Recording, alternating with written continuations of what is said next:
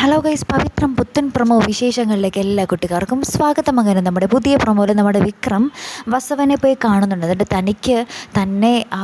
തന്നെ മുറിവേൽപ്പിച്ച എല്ലാ കാര്യത്തിനും നമ്മുടെ വിക്രം തിരിച്ചടികൾ ഓരോന്നോരോന്നായി നമ്മുടെ വസവനും കുടുംബത്തിനും കൊടുക്കുന്നുണ്ട്. പക്ഷേ നമ്മുടെ ആ ഒരു ജപ്തി കേസ് മാത്രം നമ്മുടെ വിക്രത്തിന് തടയാൻ സാധിച്ചില്ല. ലാസ്റ്റ് നമ്മുടെ വേദ ഒരു രക്ഷയില്ലാത്ത നമ്മുടെ ദർശനെ വിളിക്കുകയാണ്. എന്തെങ്കിലും ഹോപ്പ് ഉണ്ടോ എന്നറിയാൻ വേണ്ടി, എന്തെങ്കിലും പ്രതീക്ഷയ്ക്ക് വകയുണ്ടോ എന്നറിയാൻ വേണ്ടി. അപ്പോൾ ദർശൻ പറയുന്നുണ്ട്, ഇനി ആകെ ഒരു വഴിയേ ഉള്ളൂ, വേദയുടെ അച്ഛൻ എന്ന് പറയുകയാണ്.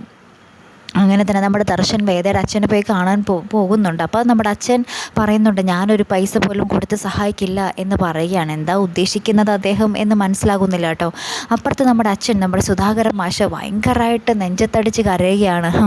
ഇത്രയൊക്കെ കടമേറി വീട് ജപ്തി കൊണ്ടുപോകുന്നൊരു മാഷിനെയാണ് എല്ലാവരും ഏറ്റവും മികച്ച അധ്യാപകനുള്ള അവാർഡൊക്കെ കൊടുത്ത് ആദരിച്ചത് എന്നൊക്കെ പറഞ്ഞിങ്ങനെ ഭയങ്കര ഒരു ഭ്രാന്ത് പിടിച്ച നിലയിലെത്തിയിട്ട് നമ്മുടെ അച്ഛൻ ഭയങ്കരമായിട്ട് അട്ടഹസിച്ച് ചിരിക്കുകയും അതോടൊപ്പം തന്നെ കരയുകയും ചെയ്യുന്നുണ്ട്. അപ്പോൾ നമ്മുടെ വേദയ്ക്കും കുടുംബത്തിനും നമ്മുടെ വിക്രത്തിൻ്റെ കുടുംബത്തിന് ഈ ഒരു കാഴ്ച ഭയങ്കര അസഹനീയം തന്നെയാണ്. അതിന് തൊട്ട് പിന്നാലെ തന്നെ JCBയും കാര്യങ്ങളൊക്കെ ആയിട്ട് ആ വീട് അടിച്ച് നിരപ്പാക്കാൻ വേണ്ടി പോലീസുകാരെല്ലാവരും കൂടെ വരുന്നുണ്ട്.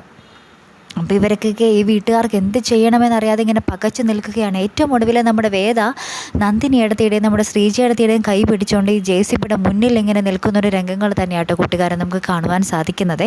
അപ്പോൾ ഇനി എന്തൊക്കെയാകും സംഭവിക്കാൻ പോകുന്നത് അല്ലേ? കാത്തിരുന്ന് എൻ്റെ കാണാട്ടോ. അടുത്തൊരു വീഡിയോയുമായി വരുന്നത് വരയ്ക്കും. Good bye.